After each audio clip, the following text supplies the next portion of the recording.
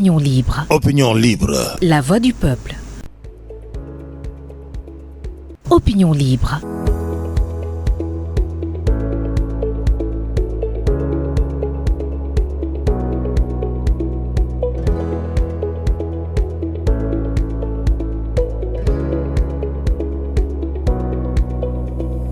Opinion libre. Opinion libre. La voix du peuple.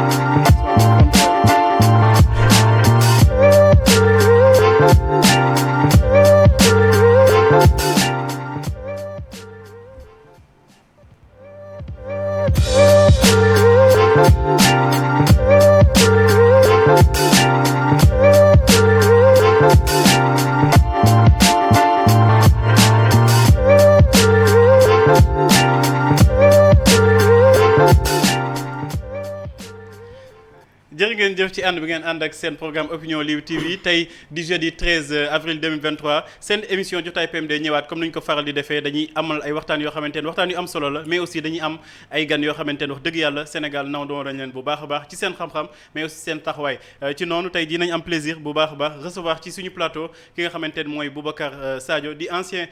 commissaire tey jii le 13 sax dinañ si ñëw bu baax parce que 13 avril date bu symbolique la pour ñoom mais aussi pour Sénégal parce que bokk na ci taarixu Sénégal laata loolu yëpp dañ leen di wax ngeen di jàpp si mbir yi di abonné wu bu baax a baax ci suñu page en tout cas YouTube ak suñu page Facebook suñu différentes plateformes yéen noonu rek ngeen mën a def pour di mën a suivre li nga xamante ne mooy suñu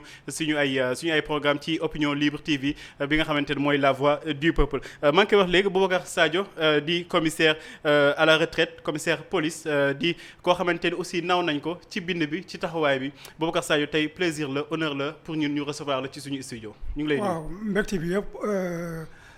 daanaka man maa ko mën a manifester di la nuyu di la sant di nuyu say internautes yi si plateforme yi nga xam ne am ngeen ko ñu leen siy suivre bu baax a baax di nuyu sa techniciens yi nga xam ne aussi ñoom ñoo nekk si gannaaw machine yi war a taxee ne li nga xam ne mu ngi jëf fi si kàddu internautes yi mun ko déglu daal waaw maa ngi la sant bu baax a baax je suis à votre disposition pour question yi nga xam ne xëy na bëgg nga ma leeral la ko. balaa sax ñi ñëw ci date bi nga xamante ne junj naa ko mi le 13 avril bu ñu waxee 13 avril 1987 bu ma juumul am na lu muy tekki si taarixu Sénégal am na aussi lu muy tekki ci yow ak say morom say naataangoo ñi nga xamante ne ñoo nekkoon ci police mais laata loolu bu ñuy wax parce que aussi du ñëpp ñoom ñoo xam Boubacar Sadio xam nañ ko ci contribution yi muy def xam nañ ko aussi ci taxawaay bi mu am ci réew bi mais Boubacar Sadio mooy kan est-ce que bu ñu doon defaat benn présentation lan nañuy wax ci déjà ci commissaire Boubacar Sadio. waaw li ñu ci mën a wax daal dinaa ko jéem a tënk. ci ay kaddu yu gàtt. man maa ngi def sama école primaire école Colobane. ma jógee foofu eggale ko école des Lions bi nga xam ne mu ngi HLM 1. foofu laa amee entrée en 6e. ma jógee foofu dem lycée Blaise Diagne 6e ba terminal fa laa ko defee fa laa am jamono yooyu ñu ngi ko waxee BEPC fa laa ko amee maa ngi ko amee d'ailleurs d'office n'est-ce pas fa laa amee aussi baccalauréat maa ngi koy amee série A4. foog naa jamono yi ñu ngi koy wax L1 waaw maa ngi koy amee vraiment ci anam yu rafet quand même parce que maa ngi ko amee ci d'office laa ko amee ko mention bien mais aussi ma nekk le premier du jury bon ma bokkoon aussi vraiment parmi les meilleurs élèves du Sénégal loolu moo taxoon sax ma am bourse dem def ay classes préparatoires lycée Henri IV foog naa ñi xam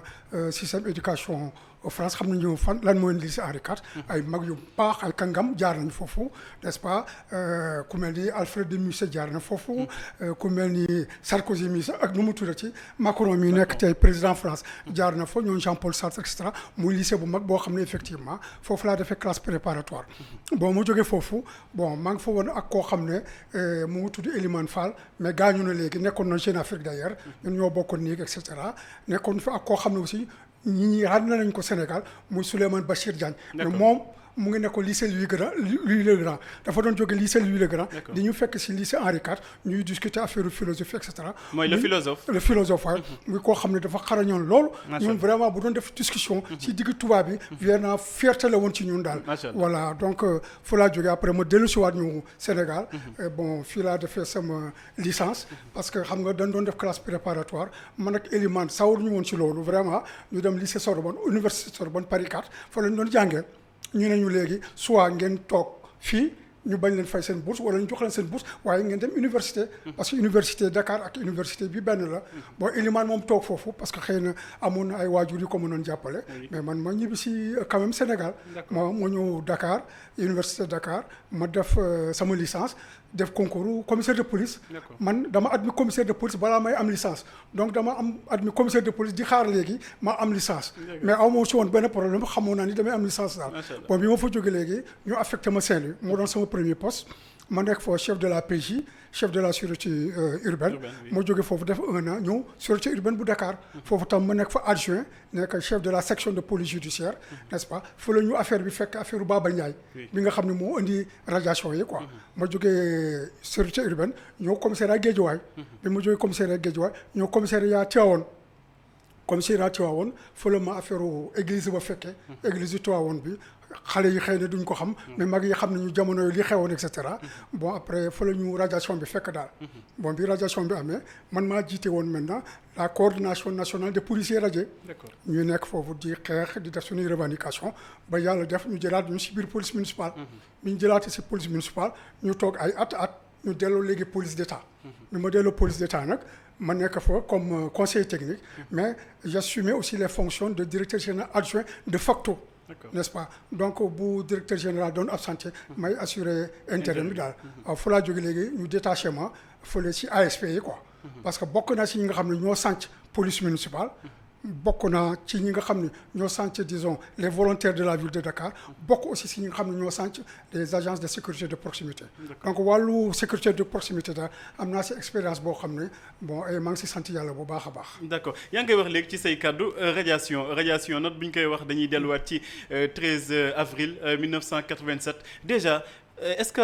mën nga dellusiwaat ci radiation boobu ak lan moo ko wund lan moo taxoon ñu xëyoon suba ñu ni ay policiers dañ leen di radier ci li nga xamante ne mooy fonction publique. waaw radiation bi ni muy demee pour ma gàttal ko rek. ku ñuy wax du ma wax tuuram quand même ku sant Ndiaye la daal. xam nga par respect pour sa mémoire quand même. donc benn receleur la woon boo xam ne dañu ko signalé lu yàgg bon ñun ñu ngi woon ci leneen n'est-ce pas bon mu am benn inspecteur ci ñun aussi. boo xam ne dafa am ñu ku ñëw déey ko aussi ay information donc ñu jóg si daal ñu ne mbir mi daal il faut ñu régler ko alors man maa nekkoon chef section police judiciaire ma organiser planque ak samay éléments bon ñu jàpp ko bon bi ñu ko jàppee indi ko police ba ak ay batterie ak yu bëri yoo xam ne daal da ko doon receler daal bon ñu mën a enquête bi bon man bi ma fa nekkee quand même bi ñu ma koy présenté man maa doon assurer intérimu chef bi bon il s'était absenté pour 48 heures donc bi muy ñëw man gis naa ni mu ngi doon soox daal bon après ma laaj ko lii lan la mu ne ma daal fettu Saalum la waaw ma ne enquêteur bi benn officier de police la woon boo xam ne gaañu na vraiment maa ngi respecté mémoire am ma ne ko jox ko enquête bi pour mu def ko donc bi muy def enquête bi bon ñu dem ba ci biir kii bi di aggravé wu daal bon moom mu amoon benn complice boo xam ne aussi mu ngi woon rue Rafenal bi ñu defee perquisition ba dem ci complice boobu ñu gis ni moom tamit dafa am fit Saalum waaw moom je crois que si lendemain bi la mujjee gaañu quoi bon finalement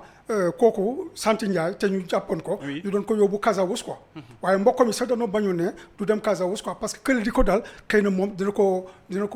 mujjee daal quoi donc ñun noonu lañ ko defeere bu ñu ko defeere aussi ñu jël ko yóbbu ko pavillon spécial parce que métit yi dafa taroon trop daal bon mu finalement mu mujjee gaañu pavillon spécial bi ñuy defee autopsie bi bon médecin bu njëkk bi dafa ne mort naturelle waaw mais mbokk yi ne déedéet du mort naturelle ñun dañuy def contre expertise bon mu am benn docteur bu ñuy wax Isidore moo def contre expertise bi effectivement mu ne dafa am ay traumatisme bon finalement mbokk yi porté plainte daal donc yàgg naa ça fait depuis ay 82 la woon 83 ba 87 la ñu mujjee def procès bi quoi alkaati yi ñu condamné leen à 2 ans n'est-ce pas ensuite ñu war a fay 6 millions dommages intérêts quoi loolu ñu leen condamné nag loolu la ñu d'accordul ñu ne léegi ñoom dañuy def manifestation quoi donc pour leeral quand même quelques manifestants rek ñoo génnoon di def mouvement bi quoi mais li ci bëri ci alkaati yi xamuñu woon sax lu xew quoi léegi bi ñu defee manifestation bi le mardi le mercredi mu am suspension boo xam ne. fan ngeen defee manifestation bi. bon ñu ngi ko jëlee ñoom ñu ngi jéggi parce que jamono yoo man maa ngi commissaire maa doon commissaire Tivaouane. ah d'accord kon instant yooyu. yow maa ngi woon commissaire Tivaouane. c'est que directeur bi jamono yooyu. oo na ma gaañu na sax ko si diggante bi. bon ba léegi dem ñi ngi ne dafa xaru ñi ne déedéet xaruwul et cetera ba léegi mu ngeen di coow moom téléphoné woon na ma sax ne ma effectivement lundi dafa am élément yoo xam ne dañuy def manifestation ma ne ko bon y a pas de problème man bu dee Tivaouane la fi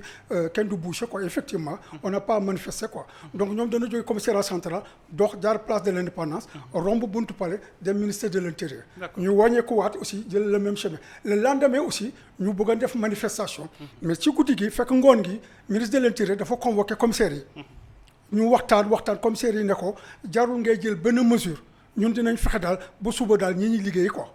bon mais malheureusement commissaire bi ñuy wàcc ministre de l'intérieur di dem ñoom ñu tase ak ay officier gendarmerie ñuy yéeg ça veut dire que ministre bi jëloon na déjà ay dispositions mi pour gendarmerie remplacer policier mais teewul guddi gi commissaire yi dem oo ay doyen yoo xam ne dañoo retraité woon ñu dem gis nit ñi ci cantonnement extra ba waxtaan ak ñoom donc ñëpp dajaloo le mardi commissariat central waxtaan ak doyen et cetera ba ñëpp ne dañuy dem jëliwaat seen poste de travail malheureusement bi ñu demee di liggéey yi fa la ñu fekk kenn ku nekk fi nga dem nga fekk fa gendarme quoi ci lañ départ ñoo commissariat central bëgg a defaat beneen manifestation bon mais bi ñu demee nag bëgg a defaat même chemin ci la leen gendarme yi baare booru BNDS quoi jamono yooyu noonu la tudd quoi mooy BDK quoi voilà ñu jàkkaarloo mu war a fa indi lu musiba sax mais yàlla sotti si ndox mu sedd daal yëf yi daal noonu la demee en gros daal si tënk daal nga xam ne yu bëri yoo xam ne xew na ci quoi d'accord seen lim ñaata nañu woon bëri woon nañu wala bëriwuñu woon loolu daanaka police bi yëpp lañ dàqoon d'accord voilà 6245 alkaati yëpp lañ dàqoon à part que ñu jëloon quelques-uns yoo xam ne ñu ngi woon si ay services yoo xam ne vraiment c'est incontournable et indispensable bon finalement ñu ne kenn ku nekk na nga def demande individuelle pour wax ni léegi da nga bëgg ñu jëlaat la waaye bu ñu la jëlaatee da ngay respecter sartu police bi quoi bon bi ñu defaatee seen commission dafa amoon commission nationale boo xam ne Jean Collin moo ko jiite woon boobu commissaire yi la woon Jean Collin waaw moo am ay commission régionale yoo xam ne léegi gouverneur ñoo ko jiite woon quoi donc bi commission yi pare ñu jël si 1247 ñu ne ñooñu daal vraiment aptuñu quoi bon ñu teg ko ci loo xam ne kenn xamul ban critère la n'est-ce pas donc kenn joxul kenn notification pour ne la bokkatoo police da ngay dem daal di fayeku machine bi ne la inconnu nga ngay doog a xam ni bokkatoo police daal mais amul benn kayit boo xam ne jox nañ la ko quoi alors ci lañ jóg léegi nag ñu organiser wu ñu ne lii du jàll ñun ñu créé nag li ñuy wax la coordination nationale des policiers radiés du Sénégal d'accord waaw ñu ngi ko créé woon à Thiès man maa ko jiite woon ba ñuy delluwaat biir police daal diggante boobu ñu bëri jàpp nañ tey jii bu ñuy dund situation yi nga xamante ne dañuy jàpp ni insécurité moom moo fi nekk ñu bëri jàpp nañ ni loolu moo ko waral parce que réew boo xamante ne mu toog ci ay diir amul police te police moom moo yore li nga xamante ne moom mooy waa sécurité biir réew daf ci contribuer yow en tant que koo xamante ne xam-xamam màcc na si est-ce que da ngay partager avis boobu que période bi nga xamante ni Sénégal amul police moom moo tax ba tey ji insécurité bi sax fii ba voilà tiital ñu bëri. waaw am na jamono yoo xam ne effectivement mënoon nañ ko wax mais il faut reconnaître que ci diggante bi quand même état bi dabu na mais toog nañu yàgg loo xam ne toog nañu lim bi nga xam ne moo amoon par exemple il y a 10 ans mu ngi toll woon ak lim bi nga xam ne moo nee woon 87 xëy na sax gën ko yées daal donc effectivement dafa amoon benn déficit structurel ci en matière de ressources humaines boo xam ne effectivement gàllankoor na liggéeyu police daal donc vraiment te ay kàngam la ñu génne woon ay ñi ñoo xam ne en matière de police judiciaire de police des renseignements vraiment ñu xarañoon la quoi mais kenn ku nekk xamul woon sax lan moo la génne bon ñun ñi nga xam ne xëy na ay jàngoon nañu ba nekkoon ñii ay prof philo ñii nekk ay prof français et cetera bon ñooñu daanaka mën nañu wax sax xëy na côté boobu moo leen gën a lor waaw dana jàppoon ne ay intellectuels la ñu te ñu ngi indi esprit bu bees si biir police boo xam ne méngawul ak li nga xam ne mooy discipline bi nga xam ne moom lañ laaj police quoi donc on a été victime de ça bon ça a créé un hiatus boo xam ne ça a été difficile de combler ça waaw police vraiment sooxee na ci lu bëree quoi diggante boobu nag bi ma jiite coordination am na yu bëri yoo xam ne organiser nañ ko n'est-ce pas mais toujours dans le cadre du respect des lois et des règlements parce que dañu fas yéene woon dellu ci biir kër gi donc am na yoo xam ne jomb nañ ko def lenn rek la ñu organiser ma organiser ko ak jigéenu policiers yi mooy manifestation jigéen yi booba man maa ko organiser te aussi Sandaga la woon te bi ñu ko organiser aussi sama jabar laa ne woon yaa ciy jiitu yaa njëkk a wax ci terrain bi gannaaw man maa yilif alkaati yi quoi. bon keroog bi ñu ko organisé effectivement police daal vraiment gisul woon dara. parce que quand même ay policiers la ñu woon. on a usé d'informations d'intoxication. et am na fu ñu leen sànni ba nga xam ni xamuñu woon jour bi xamuñu woon heure bi. waaw leneen la ñu defoon quoi du ma dugg ci détails yi. amal seen manifestation waaw voilà ñu am suñu manifestation quoi ça a réussi vraiment jigéen ñi def manifestation li ma ci jàpp rek ci manifestation boobu. mooy bi ñu leen yóbbu commissariat central dafa am consigne yu ma joxe woon. pour jigéen yi quoi ci la maam Abdou romb foofu. mu doon dem clinique Casamance. mu laajte ne waa lan moo xew ni ñu ne ko jigéenu policier rajo yi daal ñoom ñooy manifester quoi ci la ne waa xanaa Abdou Diouf xamul lu muy def. ñii yàlla daf leen a teral daf leen a danoo tedd ba pare waaw li leen dal nii nattu la képp koo xam ne defal nga leen lu baax yéene nga leen lu baax yàlla incha allah dina la defal lu baax mais képp koo xam ne yaa ngi leen yéene safaan ba yàlla dina la ko woon voilà te ñun aussi am na lu bëri loo xam ne gis nañ ko def yi noonu la demee daal d'accord bu ñuy dellu si waat ci radiation beeg intégration bi période boobu ñaata temps la nañu toog Sénégal amul police disons diggante boobu parce que 87 la woon. oui ñu toog ay weer rapidement ñu def commission yi et cetera. donc on a repris les gens mais toog nañ dire ay weer yoo xam ne Sénégal amul woon police. mais matul at. waaw non motul at.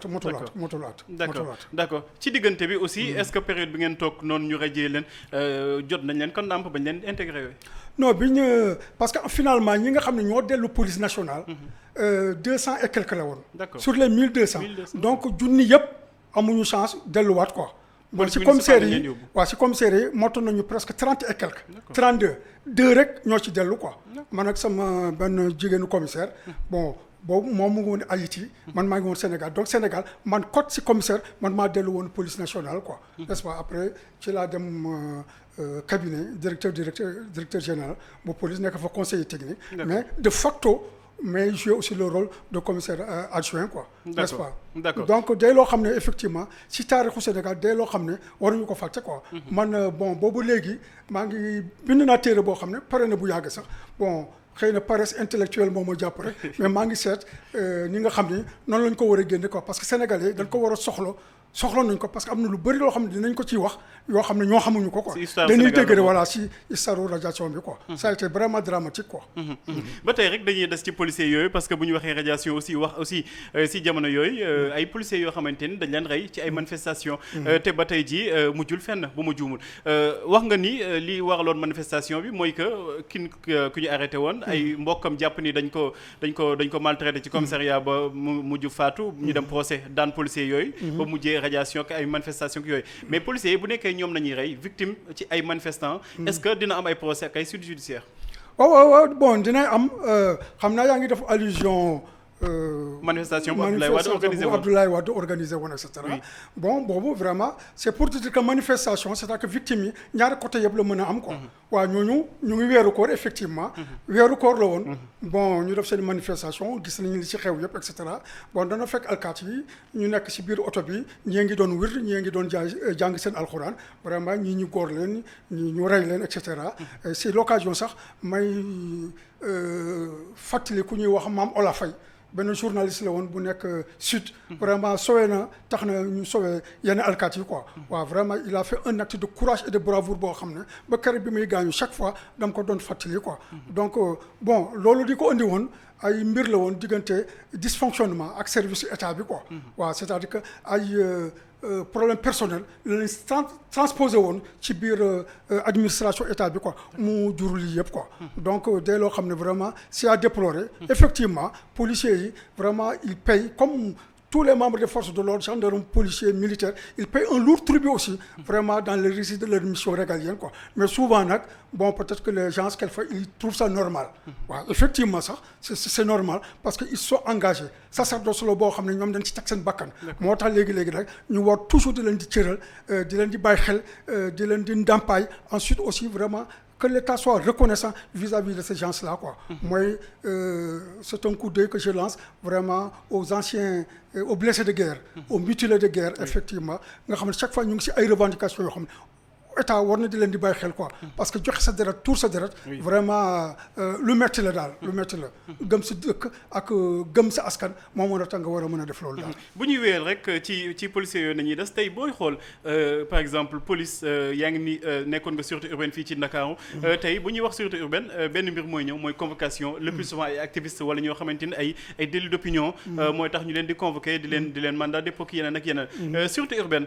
seen i jamono est-ce que rôle boobu nañ ko joxoon est-ce que tey jii mën nañ jàpp ni rôle politique bi muy joué moom la doon joué si jamono yooyu noonu.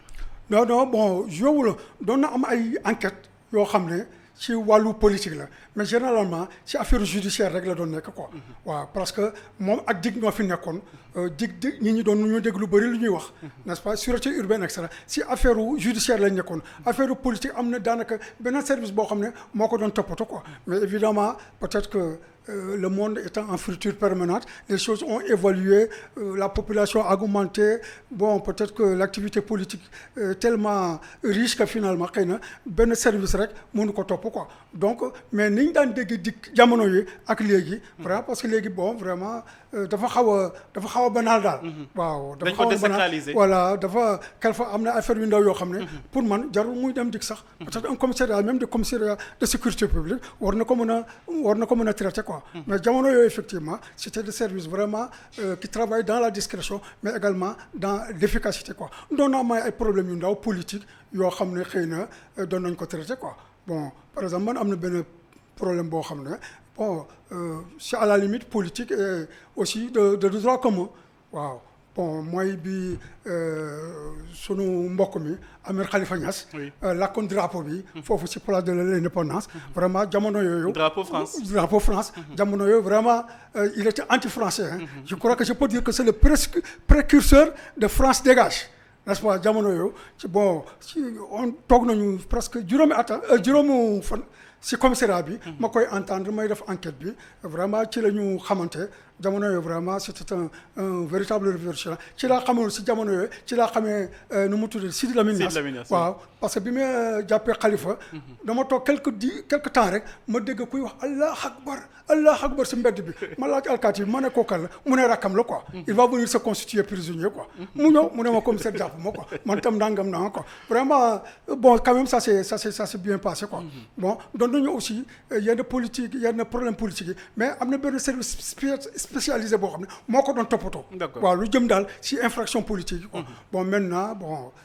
je crois que bon le champ est élargi bon ba nga xam ni vraiment bon je crois que bon moi j'ai absolument pas de critique à faire parce que ñoom ñoo xam lu tax ñuy convoquer telle ou telle personne et cetera bon s'ils estiment que ça devait se faire bon y a pas de problème hein. D'accord xam naa doo na critiquer j'ai pas d'appréciation particulière à faire mais je crois que bon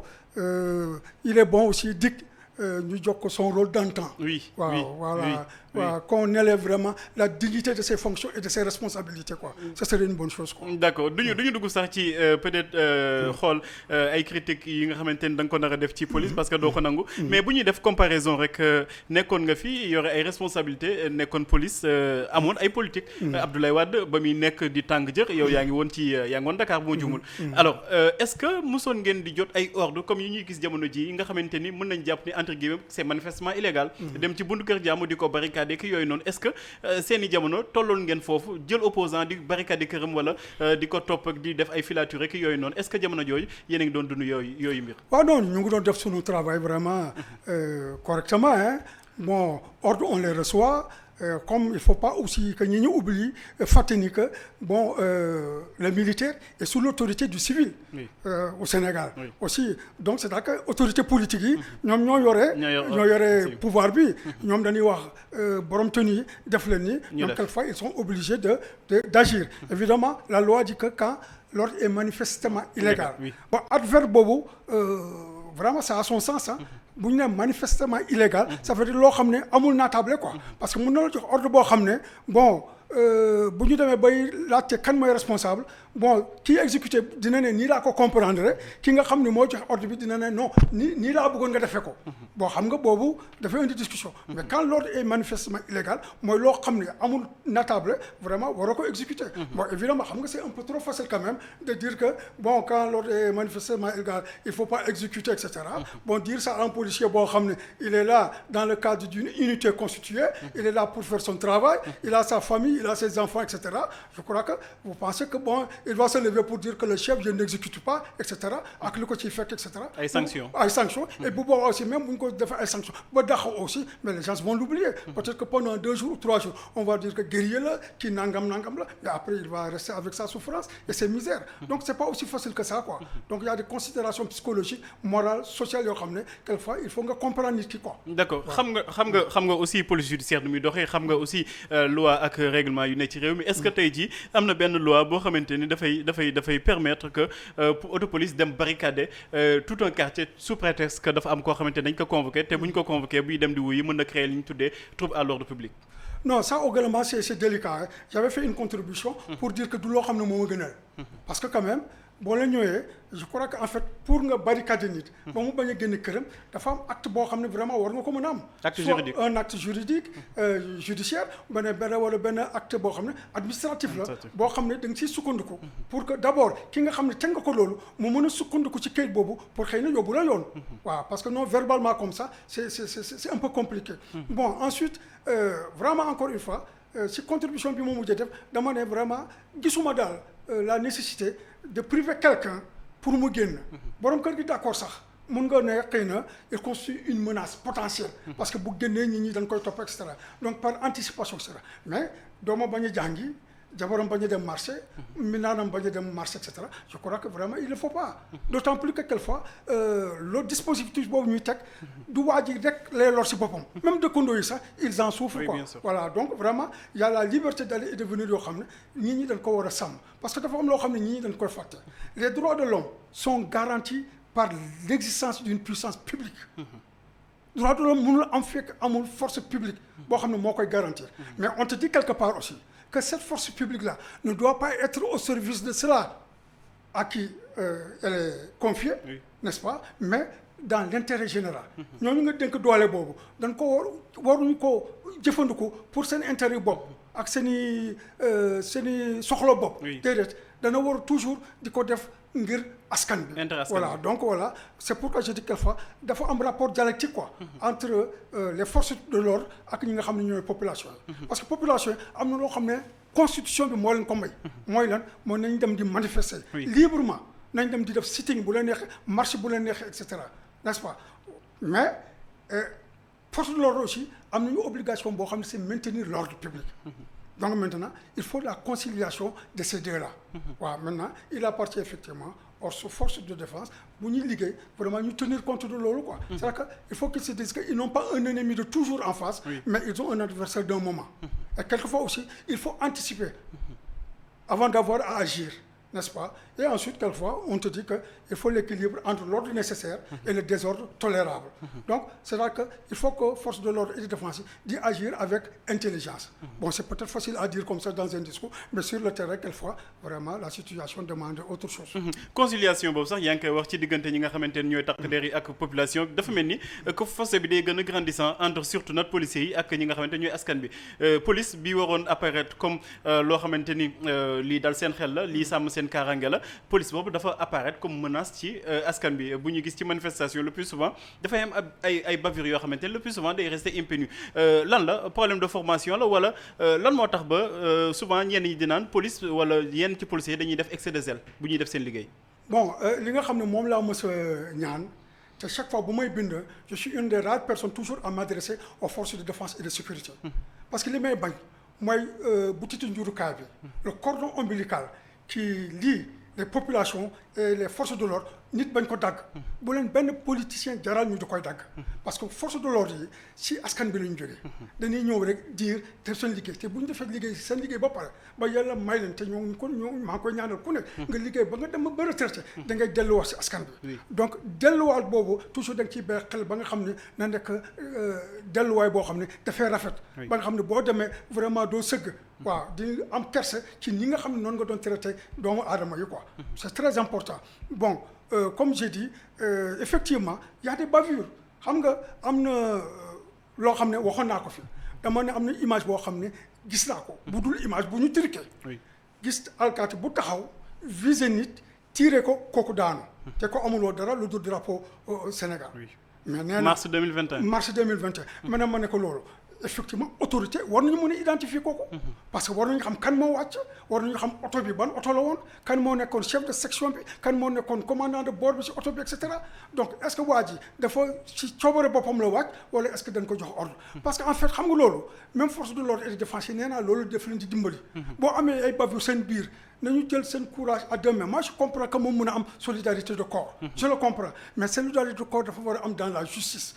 voilà dafa war a am dans la justice parce que foofu justice amulee rek dara du fa sotti fekk ni seen ñooñ la boo xam ne dafa def erreur mais ñu wax ni dafa def erreur bu defee faute ñu dafa faute parce que bu boobaa population yi bu gisee ni que alkaati bu nekk seen biir bu defee erreur bu defee faute ay kilifam dañ ko sanctionné bu boobaa ñoom seen xel day dal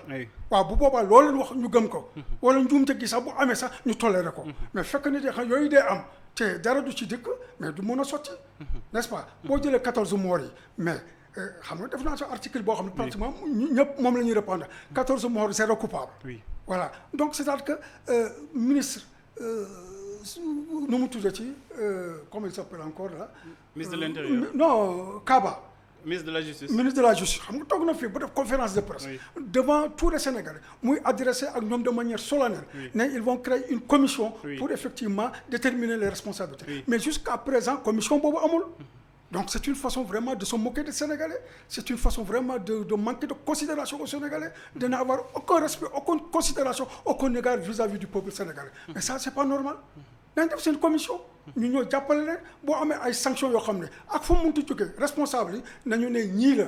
ñu sanctionné la bu boobaa ñi seen xel daal mais impunité mooy li nga xam ne actuellement au Sénégal moom moo yàq dëkk bi te impunité bi li tax muy gën a soox c'est parce que vraiment encore une fois il y a beaucoup de laisser-aller beaucoup de laxisme et beaucoup d'hypocrisie aussi dans ce pays-là.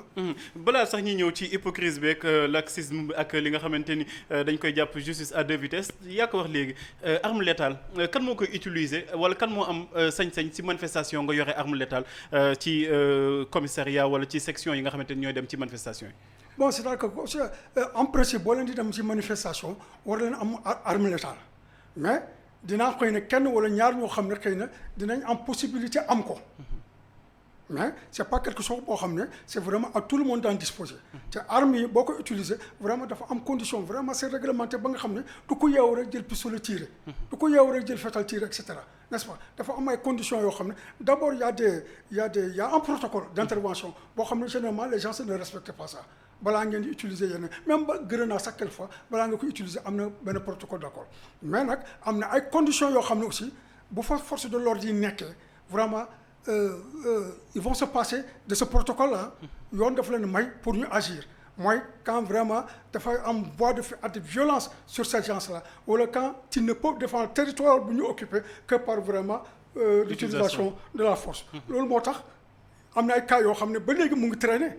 parce que loolu rek dama dugg ci détails yi jusqu'à présent les gens se disent mais pourquoi lii amul pourquoi procès bi amul c'est parce que bon c'est un peu délicat waaw am na loo xam ne bu fa justice duggee rek xëy na dafa am fu muy frésa mais que les autorités aient le courage de dire lii moo xew waaw lii moo xew lii la yoon may policier lii la yoon may gendarmerie mais bu boobaa ñii dinañ xam xëy na duñ ko nangu mais dinañ xam ne quand même wax na leen dëgg bi dëgg léegi nag quelquefois dafay naqare nangu mais toujours daal ak say askan da ngay waxante dëgg daal ci nga la ci tax ci la confiance bi di am waaw parce que maintenant fekk dafa ay nëbbu dafa am ay nu mu tuddati njuuñ njaaj dafa am ñàkk wax dëgg dafa am bon dafay instaurer une méfiance te vraiment force de l'ordre yi ak force de défense et de sécurité ñoom dana war a population bi dafa war a am une confiance totale en elle mais bu sooxee rek bu boobaa nag moom mooy indi yenn dérapage. d'accord même ci même veine bi la aussi dañuy gis souvent bu ñuy tirer ay gaz lacrymogène dañ koy tirer nii voilà duñ ko dóor ci kaw duñ ko dóor feneen est-ce que am na formation boo xamante ni dañ koy jàngal suñu takk der yi ba bu ñuy tirer gaz lacrymogène ñu tirer ko te bañ a viser ay nit wala foo xamante ni dina gaañ. bon absolument grenade am na noo koy tirer toujours dañ lay wax bul def tir tendu. tir tendu mooy vraiment jàkkaarloo nit ki nga xam ni grenade bi dem directement ci moom. bu ko dalee. mun na ko gaañ moo tax ñu lay toujours da ngay def courbe boo nga xam ni da nga koy sànni ba nga xam ni souvent sax nay dal seen gannaaw. waaw saxaar bi parce que en fait grenade pour lan la pour disperser foule la. amul beneen objectif. lu dul pour disperser foule mais grenade bu demee ba nga xam ne léegi mu ngi gaañ nit mu ngi lor nit et cetera vraiment moo tax yu bëri aussi war nañu ko xool. xam nga en France par exemple am na benn grenade bu ñu doon utiliser nu mu tuddati GLI-F4 bon. mais dem nañ nga gis ne mu ngi toj ay bopp nit mu ngi def ay góom mais après autorité yi dañ ko arrêté mais bu leen utiliser ci grenade boobu parce que gis nga même maintien de l'ordre toujours nit ñi dañ ciy jàngat. waaw bu amee par exemple toujours parce que mooy suñu référence France bi muy amee affaire gilet jaune yi. mais après autorité yi dañoo tase. ñu waxtaan ñu xool fan la sooxee bon alors ci la ñu léegi policiers yi nañu agir nii am na service policier yoo xam ne doon noonu ñu bokk.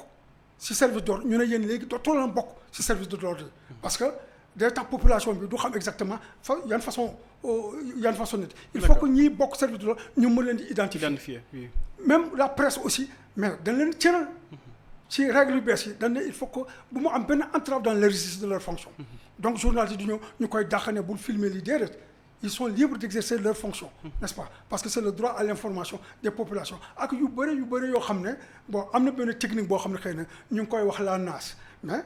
seen réforme bi ñu ko proposé yóbbu ko conseil nu mu tuddati conseil d'État conseil d'État dafa ne lii c'est contraire aux libertés d'aller et de venir c'est-à-dire qu'en pleine manifestation les gens se soucient même de la liberté d'aller et de venir des gens donc ñu ne modifier leen ko defee leen ko nii defee leen ko nii donc toujours yu mel noonu bu amee rek ne ñi tirer leçon ñuy seet naka la ñuy améliorer les relations entre les forces de l'ordre et les populations quoi. dans le sens vraiment d'humaniser les rapports. comme ni ma ko waxee nag mënul nekk comme mu rek soow quand même. waaw foofu moom ku la ne loolu mooy am rek kooku da lay nax sa bopp. suba xamu ban président mooy ñëw de mais bu ñëwee aussi alkaati yi lay liggéeyal. gendarme yi lay liggéeyal n'est-ce pas. donc am na équilibre yoo xam ne vraiment war nañu fexe ba maintenir ko daal. est-ce que drone yi ñuy wane ci 4 avril bi ñu ni drone yi dañuy sànni ay lacrymogènes est-ce que drone yooyu dina contribuer ci wàññi bavure vu que drone ci kaw lay jógee wàcc ci suuf boo moytuwul mën na daal sax ci bopp nit. bon loolu mënuma si wax dara parce que bon xam naa ni daal pour l'utilisation de drone c'est un outil maintenant indispensable au niveau des forces de défense et de sécurité en matière de maintien de l'ordre. comme ça wàccee micro bi tuuti rek. oui c'est bon. waaw dans tous les pays du monde n'est-ce pas gendarmerie police marine armée ñoom ñëpp dañuy utiliser drone. maintenant ci yan anam lañ koy. utiliser quoi. bon parce que généralement en matière de l'ordre on utilise les drones c'est pour disons réduire le temps d'appréciation des situations. Quelquefois c'est pour augmenter disons la rapidité des réponses des décideurs et des acteurs, n'est-ce pas. Donc informer, renseigner, bon quelquefois drone bi team parce que dafay liggéey en collaboration avec les hommes de terrain. ne léegi pour accéder à tel endroit voie bi moo libre et cetera. bon quelquefois pour diriger et coordonner le travail effectivement des éléments sur place. quelquefois pour mesurer et adapter les effets de l'action des policiers et des forces de l'ordre. Parce que bul fàtte il y a 3 principes au niveau du maintien de l'ordre. Il y a disons la légalité, disons il y a la proportionnalité, il y a la réversibilité. Donc c'est-à-dire que boo leen évoluer di ngeen seet est-ce que yëf yi da ngeen ko war a yokk wala est-ce que yëf yi da nga ko war a wàññi parce que dafa am la proportionnalité. il y a la réversibilité mooy loolu aussi tey loo xam ne dem na mais dellu gannaaw wala dellu na gannaaw na ngeen koy pousse et cetera. Maintenant aussi drone yi aussi permet aussi la justification de la légalité de la légitimité des actes D'accord. des forces de l'ordre et cetera donc xam nga mooy deux premiers principes Oui. la légalité parce que maintien de l'ordre dañ ko encadré waroo def lu la neex sur le terrain donc aussi moo tax donc drone ci li ma xam ñi koy utiliser ci loolu la maintenant que ay drone maintenant tiim ay nit di sànni grenade bon vraiment ça me laisse un peu perplexe quand même. D'accord. Parce que bon xamu si yan condition la xam nga moom le fii dafa lay tim ci kaw. Oui. est-ce que da koy jóor nit ñi nekk ci suuf. vraiment c'est une image boo xam ne aussi ça ne serait pas plaisir à voir. D'accord en tout cas loolu lañ jot a dégg ci journaliste yu nekk RTS ba ñuy def 4 avril bi si nañ ko doon présenté comme drone yoo xamante ni dañuy sànni ay gaz lacrymogène espérons que le commissaire li nga wax mu am que ñu utiliser seulement pour ay images ki yooyu noonu mais pas ñu koy utiliser quand même pour di sànni ay gaz lacrymogène parce que bu ñu ko defee moom boo moytul musiba dina am yaa ngi koy wax sànq ci say kàddu mu dem ba Sénégal aussi nekkatul sax sentiment dañ koy gis ay exemples yu bëri que ni dafa am benn justice à deux vitesses am na ñoo xamante ne bu ñu waxee dara ci saa si sûreté urbaine activé wu ñu jëli leen convoqué leen même bu nekkee sax duñu leen convoqué dañ leen dem jëli ji directement yóbbu leen commissariat ba yóbbu leen ci mandat de dépôt am ñenn ñoo xamante ne aussi bu ñu waxee quelle que soit la gravité de leur propos du ñu am benn mbir bu leen ciy fekk mën nañ jël exemple par exemple Nit Dof wax na ay kàddu yoo xamante ni ñu bëri jàpp nañu kàddu yu ëpp la moom ci boppam amandé wu terewul mi ngi ci kaso bi parce que dañ ko placé dañ ko yóbbu ci mandat de dépôt am beneen waaye woo xamante aussi mën nañ ko considérer comme rappeur mu tudd sax Dof Ndeye saaga génne li nga xamante mooy arme blanche menacé ay nit te moom ba tey mi ngi libre de ses mouvements. waaw mais kooku jarul weerante sax c'est-à-dire que bon am na loo xam ne aussi il faut ñi xam ko. mooy c'est-à-dire que responsable service police bi moom du jóg rek ne dafay agir. quelquefois balaa muy jóg c'est sur instruction. waaw dafa am vraiment y a des limites hein. y a des limites bu ñu ko ne dama jàpp mu dem jàppi. bu ne diw bàyyi du ko dem jàppi et cetera. parce que en fait bu dee en matière judiciaire c'est le procureur qui est le directeur nu mu tuddati de la police judiciaire. ah c'est le maître de poursuite. waaw fekk ni même alkaati bi sax nee na ko monsieur le procureur diw del vraiment maa ngi dëgg ci mbedd bi muy wax li def de bu ko ne bul dem du dem. waaw mu ne bu ko bon même procureur aussi bu jógee ne ko diw daal dégg naa muy nanga demal jàpp ko day dem jóg aussi jàpp ko et cetera yëf yi noonu la demee c'est-à-dire que autonomie boobu souvent dañ koy reprocher les forces de défense et de sécurité mais amuñu ko mais effectivement comme ni nga ko waxee de loo xam ne dafa ne fang par exemple kooku ñu xaw ma Nit Dof la tudd xaw ma non Dof Ndeye et cetera mais je pense que vraiment kooku normalement police gendarmerie war ñu xaar sax ñu leen di jox sax ay instruction parce qu'il constitue d'abord un danger public. waaw même fekk ni à supposer que sax ñu ne xel mi neexul aussi mais nañu mobiliser sapeur pompier ñu dem seet nu ñu koy jàppee. yóbbu ko ci gaz mais kooku fi mu toll fi dañuy bàyyi ba mu rey nit léegi ñu dogoon ne effectivement dof la alors que kooku en fait du dof. déggoon naa ni jàpp nañ ko après dégg naa ni mosuñu ko jàpp et cetera bon et vraiment y a une image choquante boo xam ne man gis naa ko. xaw ma ne si c'est une réalité ou bien c'est un montage mu toog ak doomu njiitu réew mi mais vraiment c'est scandaleux. c'est scandaleux bu dee loolu moo tax ñu ne jàppuñu ko dama ne effectivement y a 2 poids 2 mesures et cetera y a des gens qui ont dit pire que ça Aliou Dembourou Sow nee na ñu kut képp koo xam ne da nga opposé au 3e mandat malheureusement Suzanne Camara toog na fi nee nañu taal kër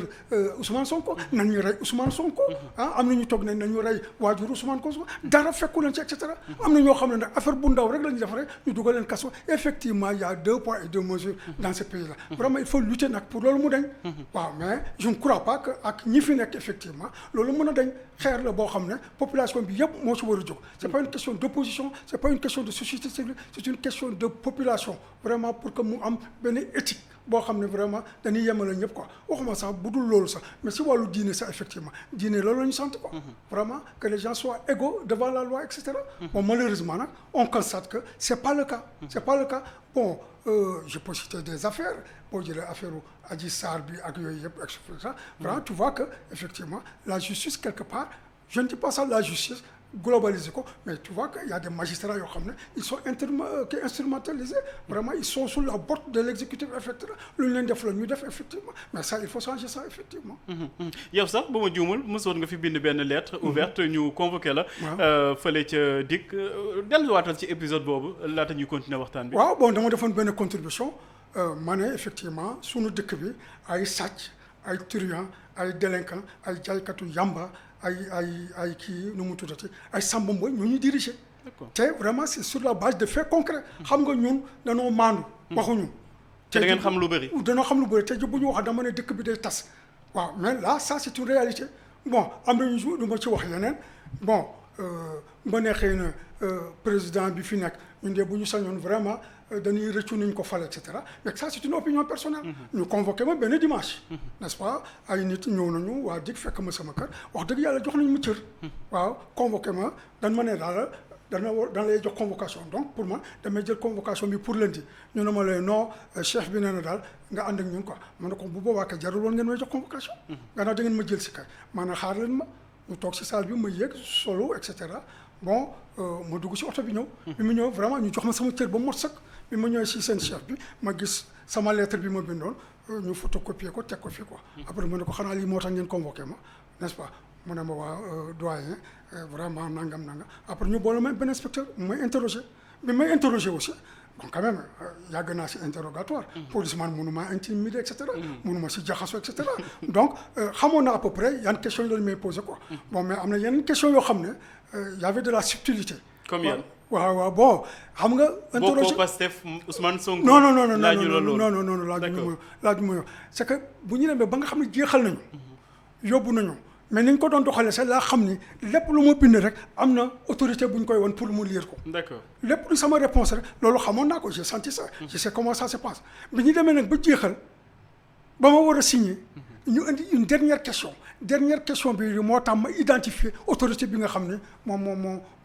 moo nekk ci gannaaw quoi. waaw duñ baaxee dernière question bi. waaw à partir de la dernière question. xam naa ni tel ministre moo nekk ci gannaaw enfin. Peut-être qu'il n'est pas seul, mais je sais que beaucoup de gens nous me dégoûtent quoi.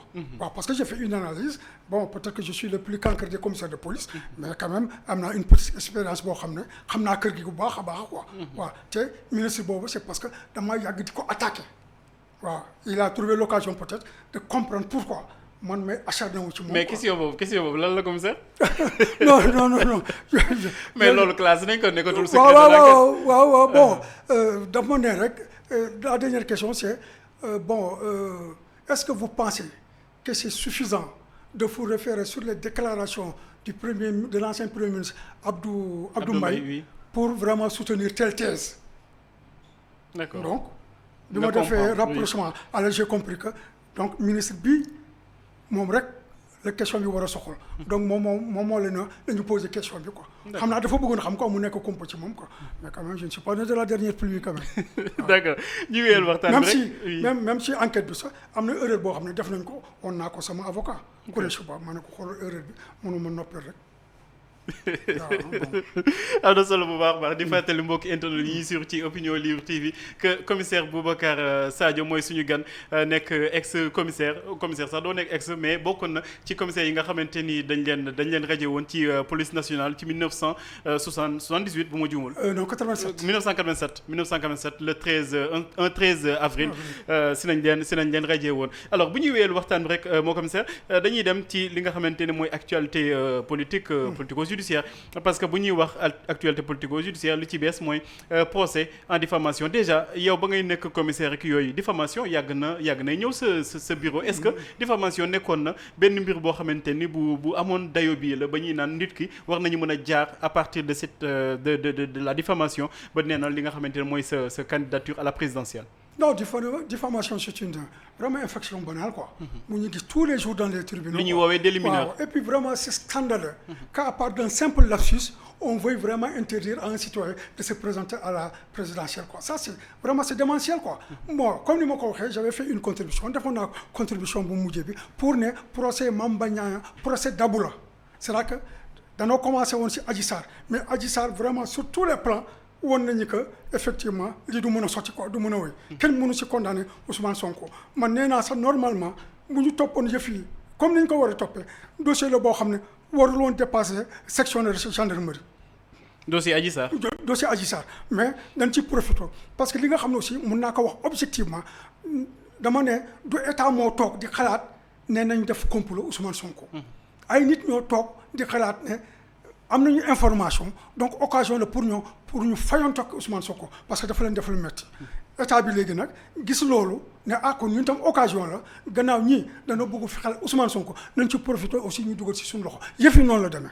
mais vraiment boo gisee yëf yi nu mu doxee da nga xam ne effectivement vraiment dara taxaw ci. léegi puisque ñoo xam ne ñi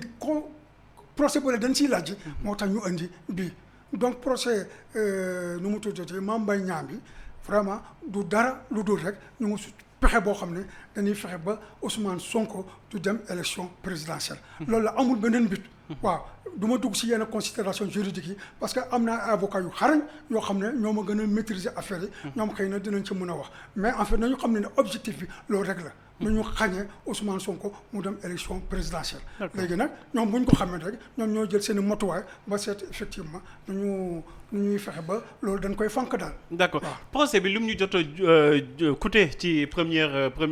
lu mu jugement bi est-ce que tey jii xel mënoon na accepter que ñi nga xamante ni mooy partie civile bi wala état du Sénégal à travers le procureur dinaan dañuy interjecter appel ba bëgg amalaat procès bi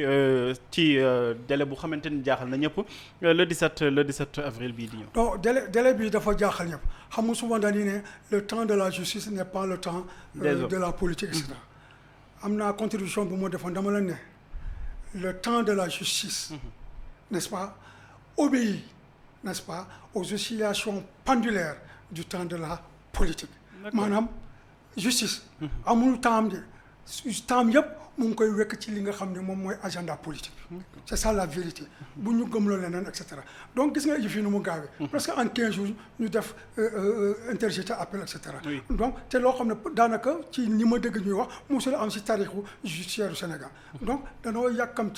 yàkkamti bi du dara lu dul ñu fexe nu ñuy gàllankoore Ousmane Sonko mu bañ a bokk effectivement ci élection yi bon est-ce qu'ils vont-ils réussir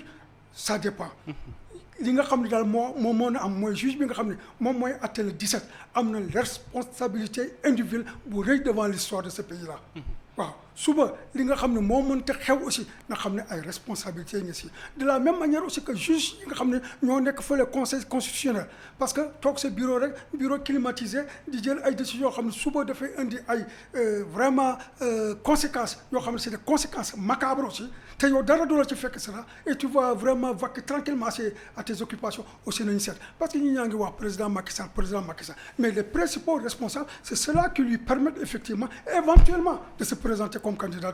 à l'élection présidentielle ku nekk vraiment nañu fexe ba déterminer ses responsabilités donc affaire au procès Mame Mbaye Niang bi vraiment finalité bi moom ci boppam sax xam nga ne woon na kontaan na yow raxas nañ sa der ba pare jox nañ la 200 millions taxes loolu doyu la mais quand il a dit que Ousmane Sonko ne pense pas que son inéligibilité passé na donc ça veut dire que effectivement loolu moo doon objectif bi waaw qu'on le rende inéligible aux élections à l'élection présidentielle bii di ñëw loolu rek la amul leneen. mais est-ce que c'est responsable quand même de la part de ñi nga wax noonu mi Mame Mbaye Niang wala le procureur que ñi envisager di amalaat procès bi vu que procès bi lu mu ñu jot a coûté ci première instance yi gis nañ fi quasiment journée morte la woon le 30 mars bi ñu jógee bañ koy jugé banques yeeg écoles yeeg yëpp tëj est-ce que tey jii c'est responsable de leur part ñi waxaat waxu indiwaat procès boobu bu ñu xamee que ni lu mu ñuy coûté ci économie. waaw c'est que ñoom li mu ñuy coûté seen yoon neewu ci. lim yi coûté seen yennoo ci bu banque yi doon tëj ñetti fan bu école yi doon tëj une semaine et cetera bu économie doon nu mu tuddati sax suruxu seen yoon nekku ci ñoom seen objectif nañ ko atteindre rek waaw parce que ils vont se dire que après bu ñu atteindre suñu objectif tout ça effectivement on pourra rattraper ça waaw c'est que jaral na leen lu nekk c'est ça le véritable problème. bu ñuy continuer rek ci actualité politique le président moom Macky Sall woote na dialogue le 3 avril ba muy def li nga xamante mooy discours à la nation moom woote na dialogue mais dialogue bi dafa mel ni du gaaw a am ñu ko tontu vu que opposition bi aussi dañuy braqué ci seen position dañ jàpp que ni président Macky Sall wanu leen sincérité parce que am na ay dialogue yu fi jotul am ak yooyu lan nga jàpp que waruñu rompre li nga xamante ne moom mooy le fil du dialogue wala dialogue dafa war a ànd ak sincérité. non dialogue dafa war a am sincérité xam nga dialogue bu mujj bi mu amee dama ne dialogue bi du sotti. du mujj fen effectivement sottiwul mujjul fen ki nga xam ne moo woote dialogue bi moom ci bopp sam gëmul dialogue bi. kii oote dialogue bi moom si boppam gëmul dialogue bi kii oote dialogue bi ak ni mu oote dialogue bi vraiment ñan la oo ci dialogue bi les forces vives de la nation ñan ñooy les forces vives de la nation les forces vives de la nation, c'est les travailleurs, c'est les étudiants, c'est les comment dire, c'est les gens de l'opposition, c'est la société civile, c'est les pêcheurs, c'est les agriculteurs. Est-ce que ñooñu ñëpp la aussi dialogue bi en fait dialogue bi nga xam ne moo war a am mooy diggante moom ci boppam nga xam ne moom moo yore pouvoir bi ak ñi nga xam ne ñooy opposition parce que c'est ça le véritable problème quoi xam nga dialogue bu njëkk bi benn commission rek moo fonctionné mooy commission politique bi nga xam ne feu général ñaa yore na ko mais est-ce que wax nañ ci agriculture dara pêche dara tourisme dara absolument rien du tout donc dialogue bi aussi ki nga xam ne moo ko waxti gëmu ko ñi nga xam ne aussi ñoom ñoo nekk de l'autre côté ñu opposition aussi vraiment c'est des gens yoo xam ne ils sont éveillés am nañu vraiment ils ont tiré les leçons du passé xam nañu kii xëy na ñàkk pexe moo tax parce que quelquefois même peut-être que est-ce que cet appel-là n'est pas destiné à l'extérieur pour ne leen effectivement je suis un homme de dialogue. dafa image am. waaw voilà est-ce que aussi c'est pas un élément de langage yu ñu joxe ñooñam ñi bu ñu demee ci plateau yi ne le président a appelé à 2 à 3 ou à 4 reprises au dialogue extra te ñoom ñu xam ne effectivement dialogue bi c'est pas sincère quoi c'est ça la vérité loolu laa jàpp daal gëmuma sincérité dialogue bi te je crois que vraiment ñi nga xam ne nee nañu du ñu ñëw daal. Vraiment c'est comme c'est une invitation bi rek à la fête de l'indépendance rek waaw. bu ñuy wéyal rek mi question bu sensible quand même parce que dañ koy souvent di dégg ñuy méngale li nga xamante ne mooy troisième candidature au président Macky Sall ak stabilité réew mi ñu bëri nee nañ Macky Sall dafa war a doxal parce que dafa am benn mbir boo xamante ne dañ ko ragal loolu ñu ragal lan la guerre civile la insécurité la lan moo nekk ci réew mi ba tey jii nit ñi di naan ay way président Macky Sall dafa war a wéyal ba troisième mandat vu que dafa am benn instabilité ci réew mi. waaw mais c'est-à-dire que il faut vraiment faire la politique de l'autruche pour bañ a gis ni nga xam ne noonu la réew mi di doxee 2021 am na lu fi xewoon. oui fan yi passé am na lu xew. te loolu pour benn affaire rek la n'est-ce pas mais li nga xam ne léegi mooy troisième candidature président nu mu tuddati Macky Sall mais xam nga kooku maintenant ça dépasse même problème opposition ça c'est un problème national c'est un problème du peuple sénégalais c'est-à-dire que affaire yi comme j'ai dit ce n'est même plus une affaire juridique moom nee na problème juridique bi c'est réglé mais encore faudrait-il que mu jox ñu argument yi nga xam ne moom la ko conseil constitutionnel jox vraiment qu'il étale ça sur la voie sur la place publique ñu mën a xam est-ce que lii am na wala amul et cetera mais ay waxam kese la effectivement te wax dëgg yàlla avec tout le respect que je dois au président Macky Sall moom ay waxam vraiment gëmatuma ko parce que tebbi na ko ay yoon n'est-ce pas donc li nga xam ne ñi ragal nañ ko parce que Alioune Tine am na terme boo xam ne employé na ko fi wax guerre civile bon vraiment il y a des cris d'orfraie un peu partout c'est un oiseau de mauvais augure et cetera mais Alioune Tine daf ko wax en connaissance de cause dafa bëri expérience yi dëkk Afrique yi donc am na loo xam ne xosetu almet rek bu amee mun na taal dëkk et cetera n'est-ce pas lan moo taal Tunisie et cetera benn marchand ambulant et cetera donc dañ koo gis c'est que nit ñi nag dafa bëri comme ni ma ko wax ay naafeq dañuy gis dëgg ragal a ko wax et naafeq boo xam nga ci fu mu grave mooy c'est surtout de la part de nos intellectuels là de l'élite là dañuy xam li xew n'est-ce pas xam ak def seen analyse ba xam ne lii moo am waaye ñu teggi ko fële vraiment pour les beaux yeux du prince ñuy def leneen quoi te effectivement lu nekk mën na xew parce que quand même Macky Sall il n'a qu'à respecter boppam na respecter ay kàddoom yëf yi affaire góor la man wax ma ni du góor de mais dama ne affaire góor la affaire garmi la et cetera toog jàkkaarloog Sénégalais yi ne leen bii mooy sama mujjantelu mandat mais ñi ñu bëri ci loolu la ñu sukkandiku sax pour wooteel ko et cetera mu bind livre page 165 ne c'est mon second et dernier mandat defoon naa contribution ci laa ne sax man dootuma ko bind parce que chaque fois da nga ko doon bind di indi kii nu mu tuddee sama xalaat di ko daan xaafu mos naa ko ne troisième mandat bi ba si soobu dañ la toroxal boo xam ne mosuñu ko toroxal benn président de la République bi ma ko bindee ça fait 2 ans et cetera donc lii na xoolaat boppam bu baax ñi ko ciy pousse gëmuñu ko moom ci boppam gannaaw nee na lii mooy ce second et dernier mandat wax rek tubaab bu leer la boo ko waxoon yem ci mais da ko bind mon dernier mooy lii bu weesu amul lu topp ci gannaaw ñi ñaa ngi spéculer sax entre second ak dernier mais entre second et dernier sax c'est des synonymes c'est des synonymes c'est-à-dire que différence boobu ñuy wax académie française sax reconnaître ko pour académie française second ça équivaut à deuxième c'est-à-dire que c'est pour des problèmes d'élégance n'est-ce pas c'est traditionnel n'est-ce pas loolu moo tax léegi ñu ne boo amee 2 éléments dans une énumération nañ ko yemale second n'est-ce pas donc moom daf ko caabi ñaari yoon dafa caabi ak le mot dernier mais da ko caabi aussi ak le mot second donc gisuma fu mu war a mën a jaar vraiment pour dîner dafay présenter wu et cetera et puis vraiment aussi à 10 mois des élections présidentielles sénégalais war nañu xam ñan ñooy dagaan seen baat et cetera mais actuellement c'est le flou le plus total. Moi je pense même que à la limite peut-être c'est un peu difficile de le dire, c'est de l'irrespect par rapport à la population sénégalaise, au peuple du Sénégal. Parce que situation bu mel ni musul am nañuy yeewi daal ñu xam exactement ñaan ñoo mën a bokk ak ñaan ñoo mënul bokk ça fait nit ñi préparé wu. parce que kan candidat yi rek ñooy préparé wu mais électeurs yi aussi dañuy préparé wu parce que dañu war a dugg ci terrain bi di seet nu ñu convaincre pour ñi ñuy voter seen candidat et cetera quoi. dañuy jeexal rek ci liñ lay wax souvent xam naa yàgg nga koy dégg mooy que commissaire Sadio moom de militant Pastef la boo xamante ne dafa encagoulé utiliser peut-être expérience bi mu am di ko mettre au service de Ousmane Sonko ki ay ñooñam analyse am ak yëppam da ko féetale ci benn kii mën nañu ko jàppee sax ay analyse yu tendancieuse. non c'est-à-dire que yooyu ay wax la quoi. wax dëgg yàlla Sénégal gii gisuma si ku ma si ëpp fit. je suis quelqu'un de waxuma de courage mais je suis quelqu'un de téméraire. donc amul loo xam ne mun naa fees sama bët. bu ma doon militant Pastef damay ne militant Pastef la. Ousmane Sonko musuma téléphoné. Ousmane Sonko musuma dem këram musul ñëw sama kër. te pourtant j'ai des possibilités. parce que ñoo bokk dëkk à Ziguinchor. benn yoon rek laa mos a toogal Ousmane Sonko taxaw sax mooy bi mu ñëwee Ziguinchor ak waa Yewwi Askan Wi. ma doon seeti Khalifa Sall. fekk mu taxaw ak Khalifa Sall présenté na ma ko. mais moom si boppam sax mu ne Khalifa Sall kii c'est mon grand frère mais un grand frère que je ne vois jamais. n'est-ce pas. donc man fa laa yem je suis un citoyen boo xam ne je m'oppose à la politique bi nga xam ne c'est en train d'être menée dans ce pays-là. en tant que citoyen j'ai la liberté effectivement d'exprimer mon opinion. n'est-ce pas. donc du question nekk Pastef wala bañ a bokk Pastef lu tax mu ciy nëbb. est-ce que c'est un crime que de faire partie du Pastef. est-ce que c'est un crime que de faire des suggestions à Ousmane Sonko mais s'il peut à travers li may bind aussi jël si ay idées mais mu ngi noonu. mais diggante man ak Ousmane Sonko xëy na moo ma gën a soxla que man ma gën ko ma soxla ko n'est-ce pas. moi j'ai travaillé pendant des années je suis à la retraite yàlla bàyyiwuma maa ngi si sant yàlla bu baax a baax li ma tax a jóg mooy askan bi. li ma tax a jóg mooy yërmande bi ma am si askan bi mun naa toog sama place ba ñu def dara c'est pour que d'ailleurs quelquefois je ne comprends pas certains de mes anciens membres de force de police boo waxee rek devoir de réserve et cetera mais jusqu'à une certaine limite quand même. parce que dëkk boo xam ne da nga bokk si ñu ko tabax.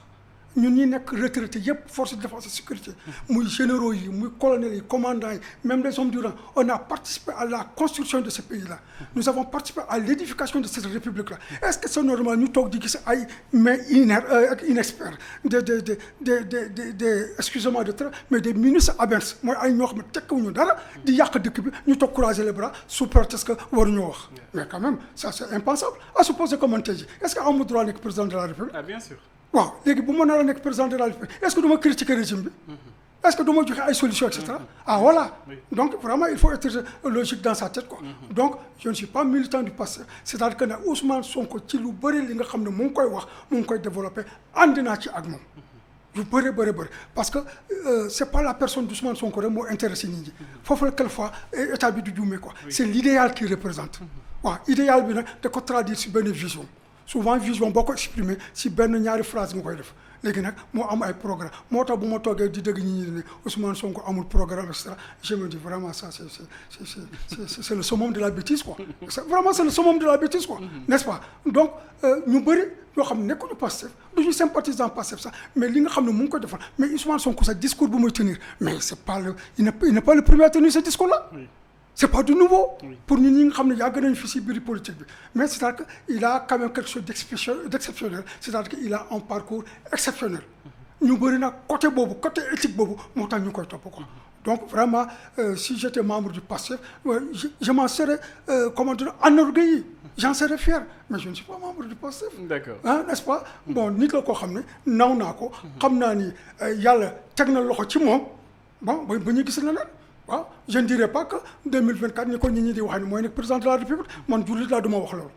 kooku yàlla sunu borom rek moo ko xam mais vraiment naw naa ni nga xam ne noonu lay waxee quelquefois c'est un homme comme tout le monde. Quelquefois il manque am na expérience bu muy am. am na ay erreurs yu muy def. peut-être que quand j'aurai l'occasion toogaa moom dinaa ko ni lii bu ko di waxati lii bu ko di defati et cetera. waaw mais vraiment li ma am si xalaat maa ngi koy jox à la disposition des populations. askan bi laa ko jox. ku nekk naa nga seet li nga si njëriñu. waaw boo si gisee njëriñ nga jël ko boo yaakaar ni xëy na ay wax kasoo laay wax mais jëlal nga sandi fële. d'accord joxe sa xam-xam ak sa expérience sa expertise li nga xamante mooy askan bi mais dans un cadre formel lan moo tere tey jii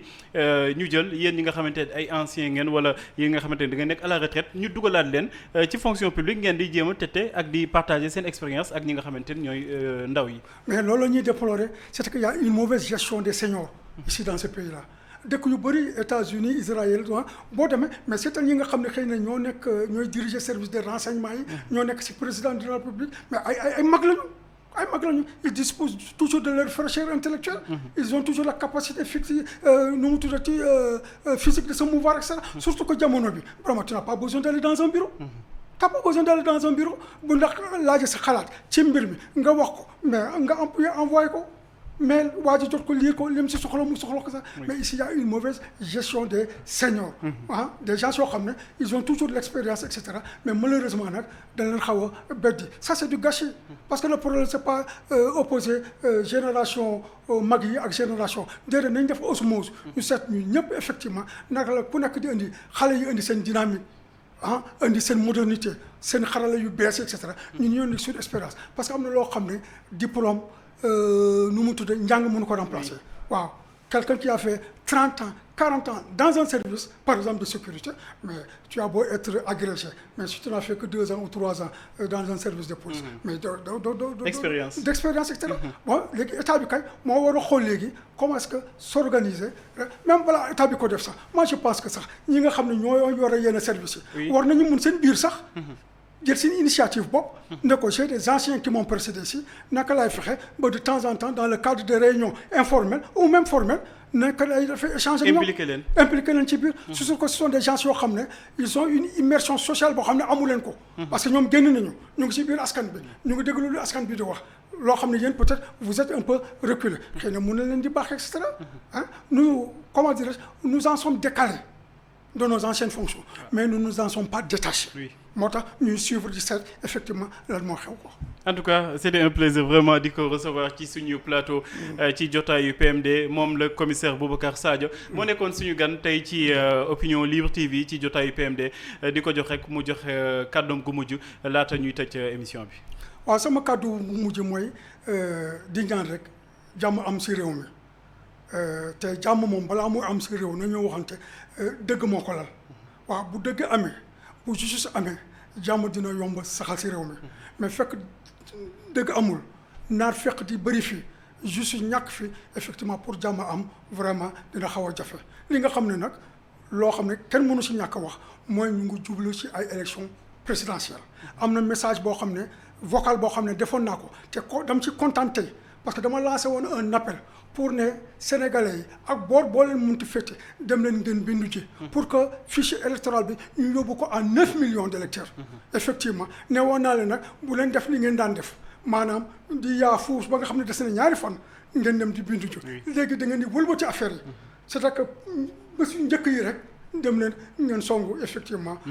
bureau d'inscription effectivement foog naa loolu la ñu gis. loolu daal ma rafetlu ko lool. bu ñu inscrire léegi suñu carte mooy suñu doole léegi carte boobu moo ñu permettre ku ñu bëggu te gis fi ñu jëlee la fi képp ko xam ne ku nekk yaakaar nga ni diw boo ko fi tegee mu saafara la mbir mi nga wooteel ko un point intérêt donc encore une fois maa ngi ñaan vraiment jàmm si réew mi ñi nga xam ne am nañu xalaat yu ñaaw ay xalaat yu yoo xam ne tegginewul et cetera vraiment jeunes yi aussi vraiment actuellement comme ni ñuy waxee ñoom ñoo moom mooy vent je crois que noonu ngeen koy waxee et cetera donc ñoom seen bopp li ma leen di xiir mooy damay dëgg ñuy wax Ousmane Sonko xam naa dinañu ma waxati mu ngi waxati affaire poste damay dëgg ñu ne Ousmane Sonko mu sell mi c'est que Ousmane Sonko rek moom rek warul sell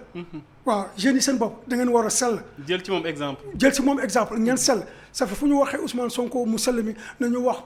responsable opposition yu sell yi nañu wax jeunes yi ñu sell yi mag ñi ñu sell yi jigéen ñi ñu sell yi ba nga xam ne dëkk bi day sell bu boobaa moom xëy na wala keneen ku ñëw buy liggéey dina mën a def liggéey bu sell parce que ay ñi ñu sell ñoo koy gunge loolu mooy sama dernier message daal. en tout cas di ko jaajëfal bu baax a baax moom le commissaire Boubacar Sadio plaisir la woon honneur la woon pour recevoir ko ci plateau bi noonu la ni nañuy amalee ay jotaay yu am solo moom mooy jotaay yu PMD di leen jox rendez-vous très prochainement mais duñu fàtte di leen jaajëfal bu baax a baax di leen wax aussi ngeen di jàpp ci mbir yi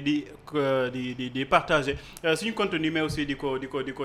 aimer di leen jaajëfal di leen jox rendez-vous très prochainement continuer leen di suivre ci ñu page YouTube ak suñu plateforme yëpp yi nga xamante ni moom la ñu am ñun waa Opinion Libre TV jaajëf.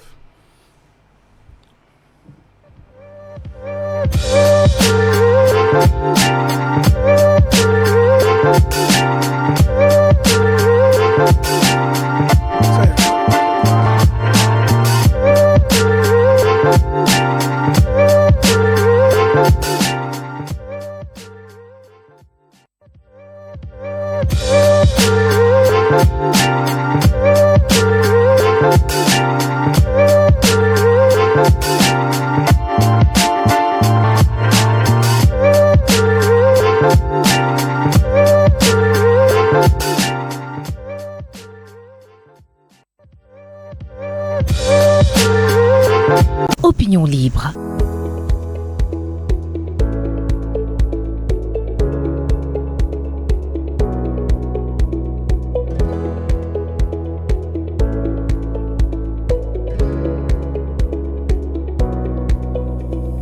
Opinion libre. Opinion libre. La voix du peuple. Opinion libre.